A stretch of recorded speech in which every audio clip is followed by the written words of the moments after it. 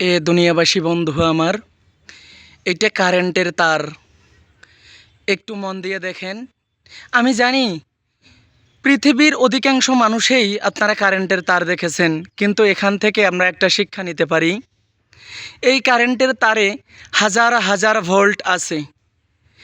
এখান থেকে কিছু পরিমাণ এই বাড়িতে দেওয়া হয়েছে, হয়তোবা 220 ভোল্ট ওই বাড়িতে দেওয়া হয়েছে, ওই বাড়িতে দেওয়া হয়েছে। কিন্তু এখান থেকে হাজার হাজার ভোল্ট এখানে জমা রয়েছে। দুনিয়ার জমিনে আপনি আমি যত প্রকারের গুনাহ করব, এই গুনাহগুলো কিছু পরিমাণ আপনাকে কিন্তু দুনিয়ার জমিনে দেওয়া হবে। যেমন এই হাজার হাজার ভোল্ট থেকে কিছু পরিমাণ এই বাড়িতে দেওয়া হয়েছে, আর অধিকাংশটাই কারেন্টের তারে বা স্টকে রেখে দেওয়া হয়েছে। তো আপনার দুনিয়ার জমিনে যতটুক আপনাকে কাফারা দেওয়া হবে, ফলাফল দেওয়া হবে, অতটুক আপনি শুধু পাবেন। আর অধিকাংশটাই আপনার জমা হয়ে থাকবে অনন্তকালের জন্য। আপনি আমি যত বেশি গুনাহ করব, এগুলোর কিছু পরিমাণ মাত্র দুনিয়ার জমিনে দেওয়া হয়, আর অধিকাংশগুলোই জমা রেখে দেওয়া হয়।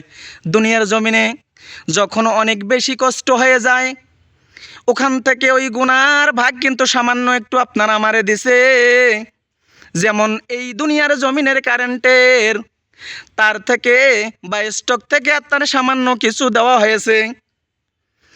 এতটুক কষ্টই দুনিয়ার জমিনে সহ্য হয় না। আর যদি সম্পূর্ণটাই দেওয়া হতো, আপনার আমার অবস্থা কি হতো? এই দুনিয়ার জমিন সহ্য করতে পারবে না, এতটুক বডি দিয়ে সহ্য করতে পারবো না। আপনি যে অনন্তকালের বডি তৈরি করা হবে, অনন্তকালের সময় তৈরি করা হবে, আপনি আপন দেশে গেলেই সমস্ত গুনাহের কাফারা দেওয়া হবে। বলি নাউজুবিল্লাহ। দুনিয়ার জমিনে ঠিক এমন করে ভালো ভালো কাজগুলোরও আল্লাহ পাক দুনিয়ার জমিনে কিছু পরিমাণ দিয়ে অধিকাংশটাই অনন্তকাল আপনার অনন্তকালের জীবনের জন্য রেখে দিয়েছেন বা দিবেন।